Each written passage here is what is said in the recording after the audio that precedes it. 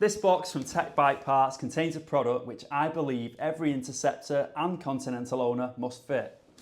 174mm, or if you're old school, almost 7 inches. That's how much ground clearance these bikes have, which to be fair, it's not bad for a road bike, but I'm planning on doing a bit of moto camping this year, so with the weight of me and all my gear on the bike, that number is going to drop significantly. As you can see, the sump and the oil filter are really exposed on these naked bikes.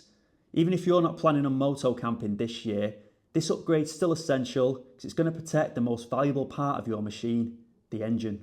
Yes, it's TEC's heavy duty alloy sump guard, and in today's video, I'm going to be installing it on my Interceptor, and at the end I'm going to give you 5 reasons as to why I think it is an absolute essential upgrade. And to be honest, I think it should be the first one you do to your bike. Let's see what's inside the box. Unboxing and installation.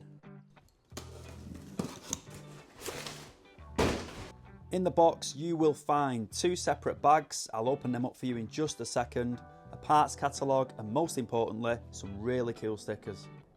Here's the contents of one of the bags, and here's what's inside the second bag. Now I know there's a lot of nuts, bolts and washers, but I'm going to make this guide as easy as I can for you to follow along to. Here's what we're fitting first: an L-shaped bracket, a giant P-clip, an M10 nut and washer, an M6 nylock nut and washer, and an M6 bolt with a posi head. If you have a motorcycle lift, then happy days, get it on the lift, but if not, you're going to be on the floor like me. Starting with the P-clip, slide it onto the frame on the right hand side and leave it in a position like this. Oh yeah, I almost forgot, here are the tools you're going to need for the install. A 3/8 ratchet, a 16mm socket, a 13mm socket, an extension, a 10mm spanner, a 13mm ratchet spanner, a 5mm Allen key socket, a wobbly extension, a powered screwdriver, an inspection light, some Gorilla Tape, a knife and some Loctite. These 3 are optional. Next up, we are installing the L-shaped bracket, the M10 nut and the washer. As you can see, this is the left hand side of the frame. There are 2 bolts fitted from the factory. Our L-shaped bracket is going to be installed to the bolt on the left hand side, the one that's closest to the rear wheel. Fit the M10 washer and the M10 nut. Leave it finger tight for now. By the way, I added a blob of Loctite to the M10 nut, one of the 3 things that I said was optional just a minute ago. It's entirely up to you whether you do this or not. Heading back over to the right hand side, we need to fit the M6 bolt, the nylock nut and the M6 washer. Now I'm not going to lie, this was probably the most time consuming part of the entire job. You need to push the bolt through the L-shaped bracket and the P-clip and then put the washer and the nut on the top. Here's what it looks like when it's finger tight.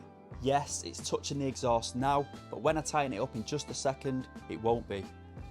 You can now go back to the left hand side and tighten up that nut. I use my ratchet, an extension, a wobbly extension and a 16mm socket.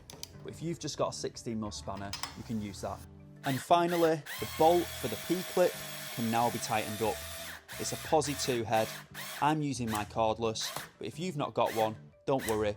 You could just use a screwdriver, but it will take you a little bit longer. Now it's tight, notice how the bracket is nowhere near the exhaust. Let's fit the actual guard. Here are the washers, the nuts and the bolts required. The 2 Allen key headed bolts here are the longest of the 4 supplied. The washers I've placed over the bolts are the thinnest ones that come in the kit. There's 4 of them in total. I believe they're stainless steel. We can now offer the guard up, put the bolts with the washers on, through the holes on the guard and then through the L-shaped bracket. Place the other washer and nylock nut over the bolt. Tighten them up by hand, but leave them finger tight. We'll come back to these at the end. Repeat the process on the other side. Moving on to the front section of the guard, we will now be installing these black clamps. This stage is optional. I'm adding some Gorilla Tape to the inside edge of the clamps. The clamps are fitted onto the frame. I'll show you this in just a second. This tape is going to be a safety net to eliminate the chance of the frame being scratched. To be fair, I don't think this would actually happen. It's just me going over the top, I think. Both of the clamps sit on the inside edge of the frame.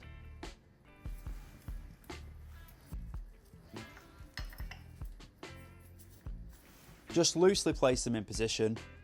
If you are wondering where to put the clamp, a great starting point is with the top edge in line with the silicone sealer on the engine block. Right, we're not far off now, guys. We need to fit this bar. Notice how one edge is longer than the other edge. The longer edge is the bottom. Let me try and break this down.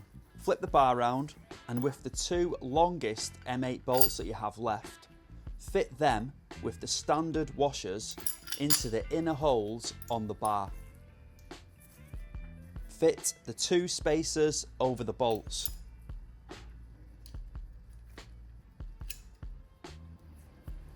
Now fit the bracket in this position.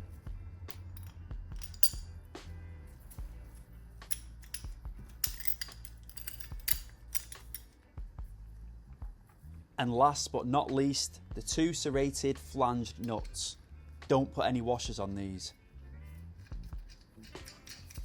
Leave them finger tight.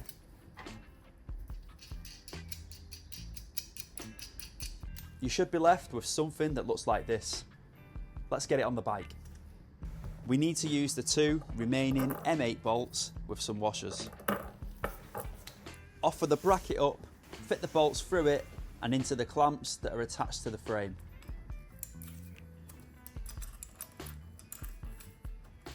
With everything still finger tight, lift the guard up into position. You will have to manipulate everything now to get the sump guard positioned exactly where you want it. Once you're happy the sump guard's in the right spot, you can tighten everything up. I tighten the outer clamps first, followed by the inner bracket. Finally, add the two remaining Allen key headed bolts with the thin stainless steel washers. Oh, and don't forget to go back and tighten the bolts up underneath. So there we have it, guys, the guard is on. What do you think of it? I really like it. It's sturdy, it's really well made. And I'll tell you what, that's going nowhere, that. Installation wise, it was dead straightforward. I've actually timed the job. I've got a stopwatch just on the top of the bench there. I'll see what that is saying in just a second. I ended up with two spare M8 nylock nuts. I suppose it's better to have spares than not enough. As I promised at the start of the video, here are them 5 reasons why I think that this is an essential upgrade. Protection. Obviously, the primary reason for this modification is the added protection it provides to your engine, sump and oil filter. The undercarriage of your bike, including these critical components, is vulnerable to damage from rocks, debris and other obstacles you might encounter on the road. By adding this protective guard, you ensure that these components are shielded from potential harm, preventing costly repairs and keeping the engine in your Royal Enfield protected. Style. In addition to its functional benefits, this modification greatly enhances the style of your bike, adding a rugged and aggressive appeal. It eliminates the empty, naked area between the frame at the front of the engine, creating a more complete and integrated appearance. I think it finishes the bike off nicely. What do you think? Quality. When it comes to quality, this modification stands out as a top tier choice.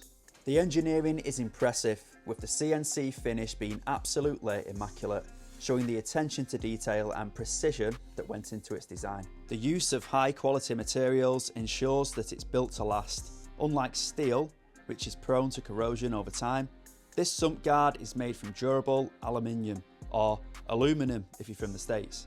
A material that not only provides excellent strength, but also offers resistance to rust and corrosion. I feel confident that this guard will stand the test of time, maintaining its integrity and appearance through years of use, even in harsh weather conditions like we have in sunny England. Easy installation. One of the standout features of this modification is how easy it is to install. I checked the stopwatch and it took me just over an hour to fit, and that even included me faffing about and filming the whole process for you guys. In comparison, the genuine Royal Enfield accessory is a much more complicated installation, requiring you to remove the complete exhaust system, the bolts for the lower section of the bike's frame, and even an engine mounting bolt. To me, that's complete overkill for a road bike. This isn't Billy Bolt's Husqvarna. With this guard, the installation is straightforward, saving you time and hassle while still offering the protection you need. Cleaning. It makes cleaning the bike a lot easier. I haven't yet removed the plastic front mudguard extender on my bike, and even with this fitted, dirt from the road still manages to get all over the front of the engine. The TEC guard, being much taller than the genuine accessory, covers more of the engine, acting as a shield that prevents dirt from getting into those hard to reach areas. When it's time to clean the bike, this makes a huge difference. Instead of spending ages with a detailing brush, trying to get in all the nooks and crannies, you can simply wipe down the engine guard. It keeps things much cleaner and reduces the time spent on maintenance, making your bike look great with less effort. So there you have it. They're my 5 reasons as to why I think that this guard is an essential upgrade. When it comes to servicing the bike, you've got 2 options. You can either remove the actual guard, which will probably take you 5 minutes, or you can take out the front bolts and loosen the back bolts and just drop the guard down. That should give you enough access to your sump plug and your oil filter. But to be honest with you, that's going to get a bit messy. And for the sake of it, I'm just going to remove it when it comes to servicing the bike. I want to give a massive shout out to TEC Bike Parts for sending the guard out for me to review. By the way, I'm not affiliated to TEC in any way. The reason it's on this channel is because I think it's a great product, and that's why I'm recommending it to you. There's a link for it in the description. And like I said, that's not an affiliate link. I'm not going to earn a penny out of you clicking on that link and buying it through there. If you've got one of these on your bike, let me know how it's holding up in the comments section. I appreciate you watching, and I'll see you soon. I think it's really obvious what's inside the box. It's TEC's, no. I think it's pretty obvious now. It's pretty obvious now what is inside the box. It's TEC's heavy. And at the end, I'm also going to give you 5 reasons as to why I think is it. And at the end, I'm also going to give you 5 reasons as to why I think is it.